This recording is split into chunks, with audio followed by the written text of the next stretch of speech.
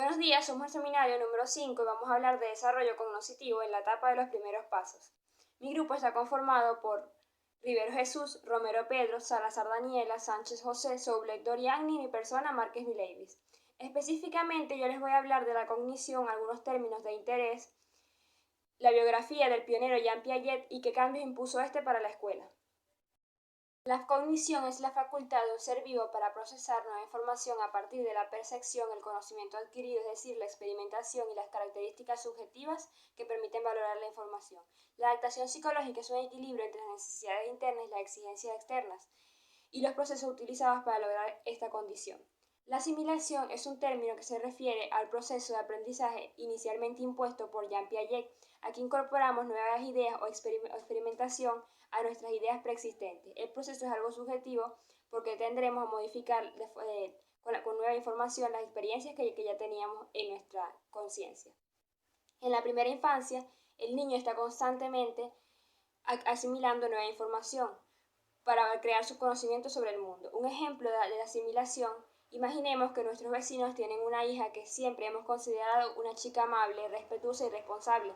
Sin embargo, un día observamos por la ventana y la vimos realizando alguna travesura.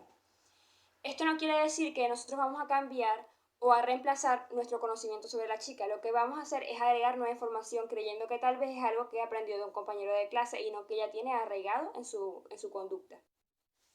En el caso contrario de que reemplacemos estas ideas que teníamos de ella por unas ideas nuevas, se conoce como otro proceso impuesto por Jean Piaget, que es la acomodación, en el cual viejas ideas son reemplazadas por otras nuevas mediante la experimentación y la observación. Otro ejemplo de asimilación y acomodación es un niño que va por primera vez al zoológico. Este observa un camello. Como ve al camello parecido a su imagen mental que tenía, que era un caballo, entonces él automáticamente le dice caballo. En el caso de que un adulto lo corrija o él mismo por su experiencia observe ciertas diferencias entre estos dos animales, realizará un proceso de acomodación en el cual reemplazará sus ideas por otras nuevas, viendo que, por ejemplo, el camello tiene un lomo y el caballo relincha. La teoría cognitiva se la debemos al pionero Jean Piaget. Tras años de investigación empírica, el psicólogo formuló un modelo explicativo sobre el aprendizaje basado en el concepto de la acción, de la experimentación. En otras palabras, cómo el niño va sumando y reestructurando conocimientos y destrezas gracias a la interacción activa con el mundo que le rodea. A través de esta interacción, Piaget explicaba la estructura cognitiva se va complejizando hasta que el niño da significado, o decir, sentido, a la realidad y construyendo su propio conocimiento. ¿Qué cambios ha impuesto para la escuela? Tiene una notable repercusión en los procesos de enseñanza y aprendizaje en el contexto escolar. Conocer en qué fase del desarrollo se encuentra el niño, su ritmo madurativo y potenciar sus talentos para compensar sus dificultades. Y ajustar los métodos de enseñanza de acuerdo al nivel de desarrollo cognitivo del alumno y de sus necesidades educativas. Si las actividades que se le presentan al niño están ajustadas a sus conocimientos previos, su motivación por realizar dicha tarea será mayor que si está muy por encima o muy por debajo de sus competencias.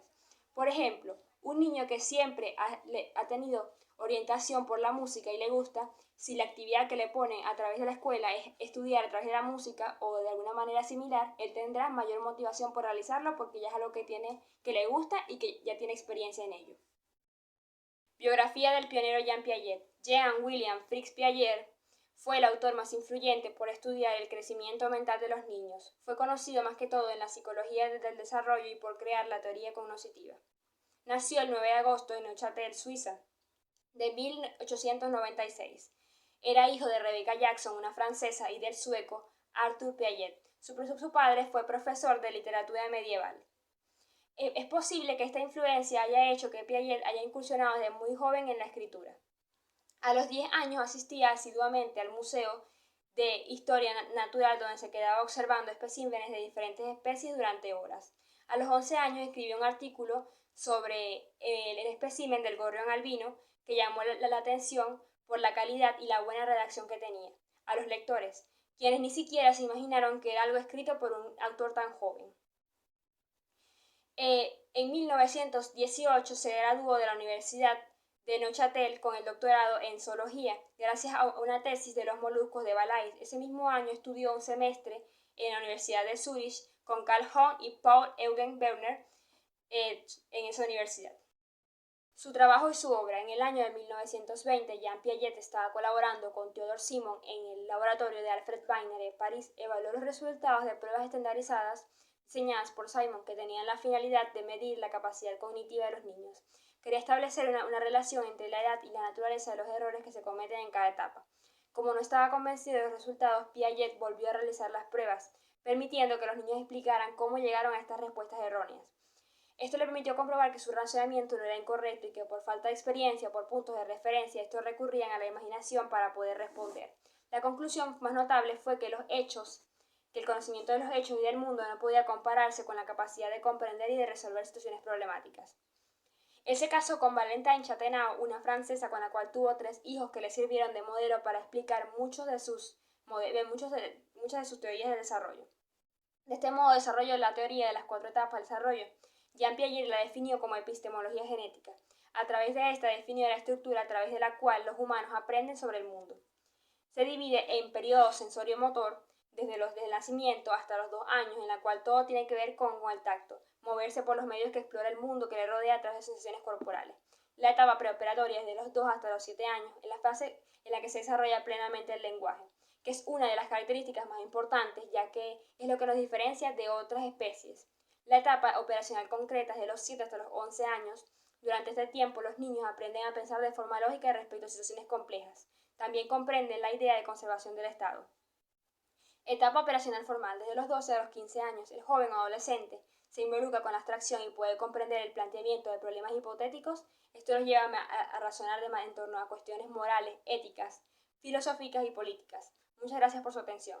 Buenos días, mi nombre es José Sánchez y le vengo a hablar acerca de los 3 componentes básicos de la teoría del desarrollo cognitivo de Jean Piaget. Hay 3 componentes básicos de la teoría de Piaget, dentro de los cuales tenemos como primer componente lo que son las etapas del desarrollo cognitivo, como segundo componente los esquemas y como tercer componente los procesos de adaptación que permiten la transición de una etapa a otra. A continuación comenzaremos hablando de los 4 estadios del desarrollo cognitivo. Según Piaget, el desarrollo cognitivo de los niños avanza a través de una secuencia de 4 estadios o grandes periodos críticos, cada uno de los cuales está marcado por cambios en cómo los niños conciben el mundo. Según el pensamiento de Piaget, los niños son como pequeños científicos que tratan activamente de explorar y dar sentido al mundo que los rodea. Gran parte de la teoría de este científico se fundamenta en la observación del desarrollo de sus propios hijos, a partir de lo cual Piaget planteó una teoría acerca de las etapas del desarrollo intelectual en la que concluyó 4 etapas diferenciadas. La primera etapa que tenemos sería la etapa sensoriomotora o sensoriomotriz, que estaba desde los 0 hasta los 2 años de edad. Durante esta etapa, los bebés y niños pequeños adquieren sus conocimientos a través de experiencias sensoriales y objetos manipulables. Esta etapa tiene lugar entre el nacimiento hasta los 2 años aproximadamente o hasta cuando se inicia el desarrollo del lenguaje funcional, o sea, cuando los niños comienzan a comprender mejor la información que perciben con sus sentidos y expresarlas en frases simples. En este punto del desarrollo, la inteligencia de un niño consiste básicamente en exploraciones motoras y sensoriales básicas del mundo. Como segunda etapa tenemos la etapa preoperacional, que estaba desde los 2 hasta los 7 años de edad. En esta etapa, los niños aprenden a través del juego de imitación. Sin embargo, tienen un pensamiento egocéntrico y dificultades para comprender el punto de vista de otras personas. También a menudo luchan con la comprensión de la permanencia de objetos. Por ejemplo, un investigador puede tomar un trozo de arcilla, dividirlo en 2 piezas iguales y dar a un niño la elección entre 2 piezas de arcilla para jugar. Un pedazo de arcilla se amasa en una bola compactada, mientras que el otro se le da una forma plana. Dado que la forma plana parece más grande, el niño preoperacional probablemente elegirá dicha pieza, aunque ambas piezas sean exactamente del mismo tamaño. La tercera etapa de las operaciones concretas, esta va desde los 7 hasta los 11 años. Los niños de este periodo del desarrollo empiezan a pensar de forma más lógica. Sin embargo, su pensamiento aún puede ser muy rígido. Suelen tener limitaciones con los conceptos abstractos e hipotéticos. En esta fase, los niños empiezan a ser menos egocéntricos y son capaces de pensar, sentir y ponerse en el lugar de las otras personas. Los niños en esta etapa operativa concreta también empiezan a entender que sus pensamientos son solamente para ellos y que no todo el mundo necesariamente comparte sus pensamientos, sentimientos y opiniones. La cuarta etapa de las operaciones formales. Esta va desde la adolescencia hasta la adultez. Esta es la etapa final descrita por la teoría de Piaget e implica un aumento en la lógica, la capacidad de utilizar el razonamiento deductivo y una comprensión de las ideas abstractas.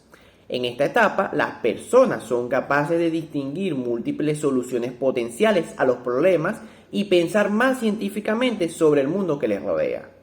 Es importante señalar que Piaget no consideró el desarrollo cognitivo de los niños como un proceso cuantitativo, es decir, los niños no solo agregan más información a sus conocimientos existentes a medida que maduran, sino por el contrario, Piaget sugirió que hay un cambio cualitativo en cómo los niños piensan a medida que gradualmente avanzan a través de estas 4 etapas.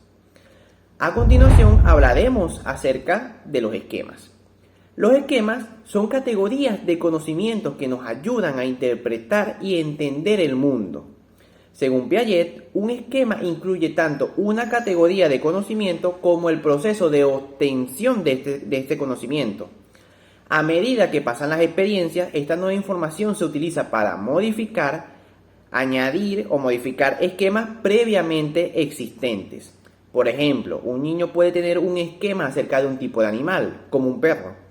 Si la única experiencia del niño ha sido con perros pequeños, un niño puede creer que todos los perros son pequeños, peludos y que tienen 4 patas. Supongamos entonces que el niño se encuentra un enorme perro. El niño recibirá esta nueva información modificando el esquema previamente existente para incluir estas nuevas observaciones. Ahora, por último, hablaremos sobre los procesos de adaptación que permiten la transición de una etapa a otra. Primeramente tenemos el proceso de asimilación, que este es el proceso de incorporar nueva información a nuestros esquemas ya existentes. Esto se le conoce como asimilación.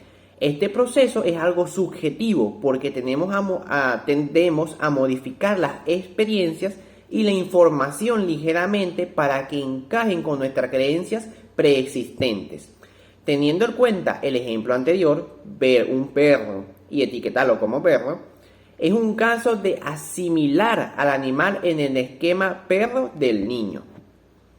Ahora hablaremos de la acomodación, que este es otro proceso importante de la adaptación, que consiste en cambiar o alterar nuestros esquemas existentes a la luz de la nueva información, lo cual es conocido como acomodación. La acomodación implica la modificación de ideas existentes o ideas como el resultado de nueva información o nuevas experiencias.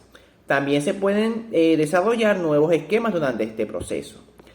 Y por último, tenemos lo que es el equilibrio, que Piaget creía que todos los niños tratan de encontrar un equilibrio entre la asimilación y la acomodación, lo cual se logra a través de un mecanismo que él denominó como equilibrio.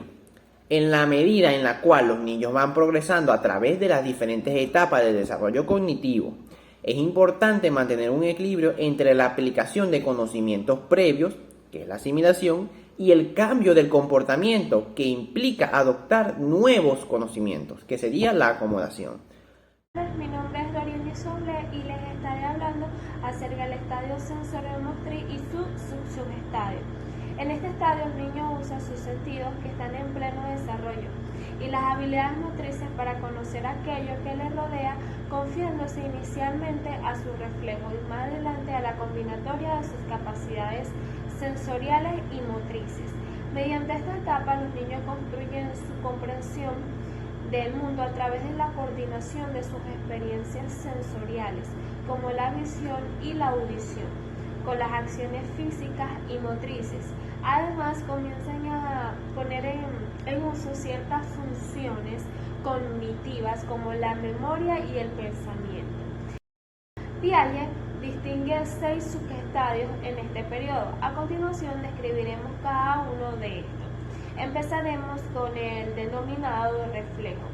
Esta etapa se desarrolla desde el nacimiento y se trata de la actividad principal del primer mes de vida, caracterizado por el ejercicio de actos reflejos que obedecen a tendencias instintivas destinadas a la satisfacción de necesidades elementales. La nutrición, por ejemplo, relacionada con determinados reflejos. El reflejo de succión. Por ejemplo, si el bebé entra en contacto con un objeto como un dedo cerca de la boca o en la mejilla, inmediatamente el recién nacido succionará por reflejo. Esto es denominado reflejo de succión. O también si el bebé succiona el pezón de su madre. Cuando le rozan los labios, todo esto ocurre por reflejo de succión. Ahora tenemos el segundo subestadio denominado reacciones circulares primarias. Esto ocurre desde el primer mes al cuarto mes del nacimiento del bebé. Este es considerado reflejo que se produce aleatoriamente y que el niño tiende a reproducir. El objetivo que tiene este tipo de acciones en el niño es ejercitar los reflejos. Por ejemplo, un bebé de 15 días de nacido empieza a experimentar con su chupón, lo agarra y comienza a aplicar presión. El bebé está experimentando con su propio reflejo. Reacciones circulares secundarias. Ocurre desde el cuarto al 10º mes. Durante este estadio de desarrollo, los bebés repiten acciones que les resultan placenteras, tanto aquellas que involucran objetos como las que implican acciones de sus propios cuerpos. Un ejemplo de esto es cuando el niño que sacude su sonajero por el placer de escuchar el sonido que produce. Coordinación de esquemas secundarios ocurre desde el 10º al 12º mes. En este estadio, en lugar de simplemente realizar acciones que les resultan interesantes, los bebés ahora muestran signos de una habilidad para usar sus conocimientos adquiridos para alcanzar una meta. Por ejemplo, el bebé no solo sacudirá el sonajero, sino que tratará de alcanzar y moverá a un lado algún objeto que se interpone en su camino hacia agarrar el sonajero. Otro ejemplo también sería: el niño sabe buscar una caja de cerillas que está oculta debajo de un almohadón, levantando el almohadón. Reacciones circulares terciarias. Ocurre desde el 12º al 18º mes. En esta etapa los niños comienzan a experimentar, es decir, prueban nuevas formas de jugar o manipular objetos. Sus habilidades motoras han mejorado, lo que hace posible una mayor exploración. Utilizan diferentes esquemas para conseguir sus objetivos. Por ejemplo, si el bebé estaba jugando con su coche de juguete, sabe cómo conseguirlo la próxima vez que juegue con él y dónde guardarlo al momento de acabar de jugar. Otro ejemplo sería si el bebé estaba jugando con piezas de juguetes y las ha ido separando para saber cómo eran por separado. Las podrá volver a colocar para dejarlas como estaban. Y por último, sería el principio del pensamiento, que ocurre desde el 18º mes al 24 mes. En este periodo empieza a desarrollarse en el niño la capacidad de utilizar palabras u otros símbolos para referirse a objetos que están ausentes y que son por tanto entidades mentales. Podemos hablar de aquí de pensamiento simbólico, porque el niño empieza a pensar sobre sus entidades mentales, más a ejercer sus esquemas motores directamente sobre el entorno como hacía antes. Se puede decir que el niño ensaya en su mente los movimientos o acciones antes de hacerlos realidad. Otra prueba de esta capacidad mental es la habilidad del niño en este periodo para imitar modelos que no están inmediatamente presentes, lo que llamamos imitación. Mi nombre es Pedro Romero y les estaré hablando sobre los logros principales del periodo sensorio-motriz según el psicólogo Jean Piaget. Primero que nada, recordemos que la etapa sensorio-motora es la primera de las 4 etapas de la teoría del desarrollo cognitivo. Esta teoría fue elaborada por el psicólogo Jean Piaget en los años 1954. Esta etapa se extiende desde el nacimiento hasta los 24 meses de edad y se caracteriza por ser un periodo en el que las capacidades cognitivas del infante se van desarrollando, pero muy rápidamente. El niño o niña irá adquiriendo una mayor comprensión del mundo a través de acciones como el ensayo y el error, también por medio de sus mismos sentidos y sus propias acciones con el mundo exterior. Y a principios de la etapa tenemos que los bebés o los niños se caracterizan por mostrar un egocentrismo extremo, es decir, no tienen ninguna comprensión del mundo aparte de su propio punto de vista actual. Por decirlo de una forma, es como si no supieran a dónde va el mundo cuando cierran los ojos.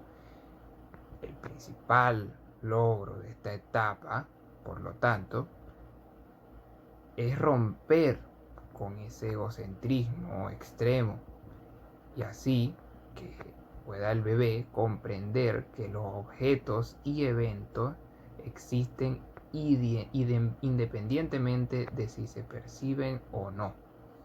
A esto se le conoce como la permanencia del objeto, es decir, saber que un objeto sigue existiendo por muy oculto que éste pueda estar. Para conseguir este logro es necesario que el infante tenga la capacidad de formar una representación o esquema mental de dicho objeto o suceso. Al principio de esta etapa, el niño se comporta como si el juguete hubiera desaparecido simplemente. Hablamos de un ejemplo en donde a un bebé se le coloca arriba de un juguete una manta, pero el bebé, por supuesto, que tiene que saber que está debajo, el objeto simplemente existe, no desaparece, cierra los ojos y todavía sigue existiendo. Y con esto estaríamos concluyendo que el logro de la permanencia del objeto generalmente señala la transición de la siguiente etapa de desarrollo, la cual es la preoperacional. Buenas tardes, mi nombre es Daniela Salazar y les hablaré sobre los desarrollos clave en la etapa sensoriomotora.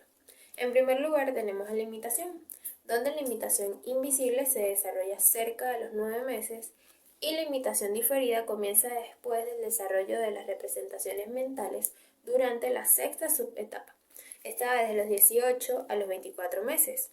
Luego tenemos el desarrollo simbólico, que depende del pensamiento representacional que se desarrolla durante la sexta subetapa. La categorización también depende del pensamiento representacional que se desarrolla durante la sexta subetapa.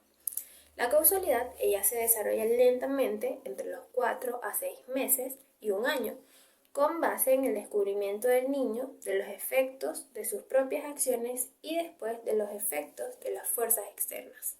El número depende del uso de símbolos que se desarrolla durante la sexta subetapa, que como ya mencioné anteriormente va desde los 18 a los 24 meses.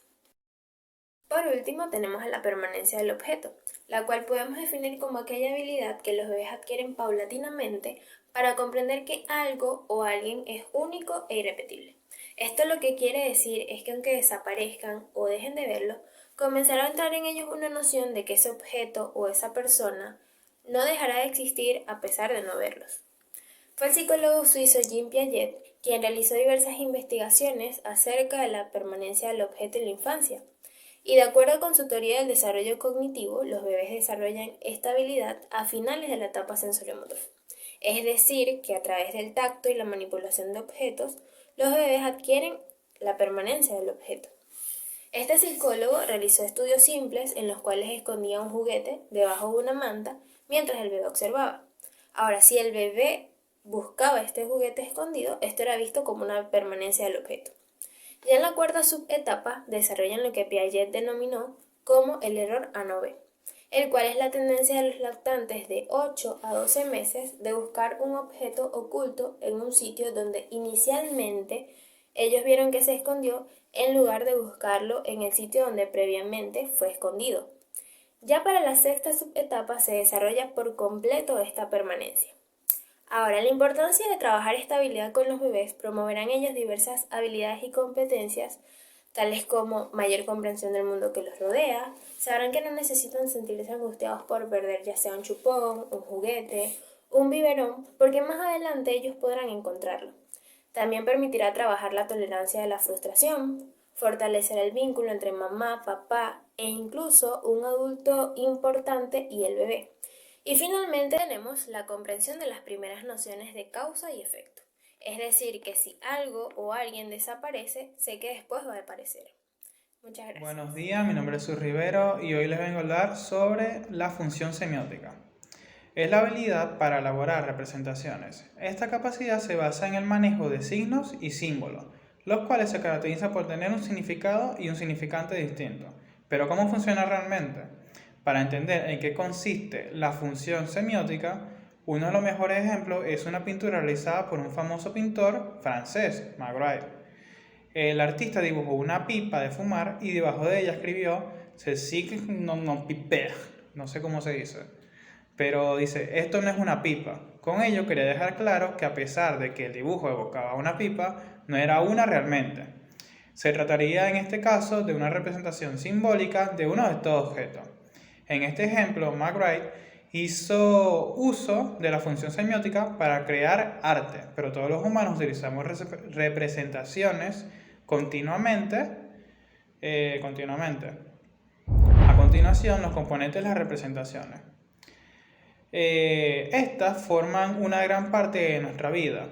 Continuamente estamos usando signos y símbolos que nos ayudan a planificar, comunicar y orientar nuestra acción. Su utilidad reside en que nos permite interactuar mentalmente con un elemento sin tener que experimentarlo en la realidad. Cada representación tiene dos elementos, significante y significado. El primero se refiere al componente físico de la representación, por ejemplo, las letras que forman una palabra o los trazos de pintura de un dibujo. El significado, por otra parte, es la imagen que se crea en nuestra cabeza al ver determinado símbolo. La utilización de las representaciones abre inmensas posibilidades al desarrollo psicológico. Esto permite al sujeto distanciarse de la situación presente y abrirse a lugares distintos, en el tiempo y espacio. Incluso nos proporciona la capacidad de crear un mundo ficticio o mundos ficticios que solo existen en nuestra imaginación. Tipos de representaciones. Saussure, no sé cómo se dirá el nombre de este señor, clasificó las representaciones en tres tipos distintos, los cuales se diferencian en el grado de conexión entre el significado y el significante. El primero que tenemos es los índices o señales. En este caso, el significante y el significado no están diferenciados, ambos tienen una conexión directa. Un ejemplo de ello puede ser ver la comida roída en el suelo de nuestra cocina e inferir que hay ratones. Los restos alimenticios, en este caso, actuarían como un índice. Luego tenemos los símbolos, que en este caso el significante es independiente del significado, y sin embargo existe cierta relación entre ambos. Los dibujos, los cuadros y fotografías serían símbolos de lo que representan. Por ejemplo, un dibujo de una pipa es el objeto real, pero existe una fuerte relación entre ambos. Este tipo de representaciones aparece de forma más indirecta en el juego simbólico, por ejemplo, como cuando un niño utiliza un palo como si fuera una espada. Luego tenemos los signos, que a las representaciones se les denomina signo cuando el significante es completamente arbitrario. La relación entre ambos elementos se establece gracias a un largo proceso histórico-social. Por lo tanto, una persona ajena a ese contexto no podría interpretar un signo. El ejemplo más claro de esto es el lenguaje, por ejemplo. Las letras de la palabra ordenador no guardan ninguna relación con lo que representan, pero aún así evocan su imagen en nuestra mente. La aparición de la función semiótica, que es el siguiente punto. La capacidad de crear representaciones se va haciendo cada vez más patente en los últimos estadios del periodo sensorio-motor del desarrollo humano. Sin embargo, la aparición de la función semiótica no es algo abrupto. Poco a poco el niño utilizará más representaciones y más conductas semióticas. A partir de esta etapa podemos encontrar muchos ejemplos de función semiótica en el comportamiento de los niños. Por ejemplo, tenemos el primero, que es de imitación diferida, que consiste en la imitación de algo que no está presente, que aparece como preámbulo de la capacidad de representación, ya que contribuye a la imitación de actos materiales, pero no de pensamiento. Se considera una de las primeras conductas semióticas que aparecen en el ciclo vital del niño. Luego tenemos el juego simbólico, que se trata de una actividad muy típica de la infancia. Los participantes del juego simbólico utilizan elementos como si se tratasen de otros. O sea, por ejemplo, los palos como espadas, pues cuando juegas chiquito, pues. Bueno, el siguiente es el dibujo. Otra de las formas tempranas por las cuales el niño empieza a demostrar su capacidad de representación es el dibujo. Hay que tener en cuenta que esta actividad es mucho más que una copia de la realidad. Al realizarla, se representa una imagen interna de tal manera que lo que reproduce el niño suele ser lo que sabe del objeto que lo que ve.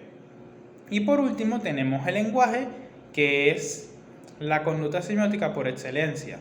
Cuando el niño empieza a utilizar el habla, observamos cómo utiliza signos arbitrarios separando por completo el significado del significante. Muchas gracias.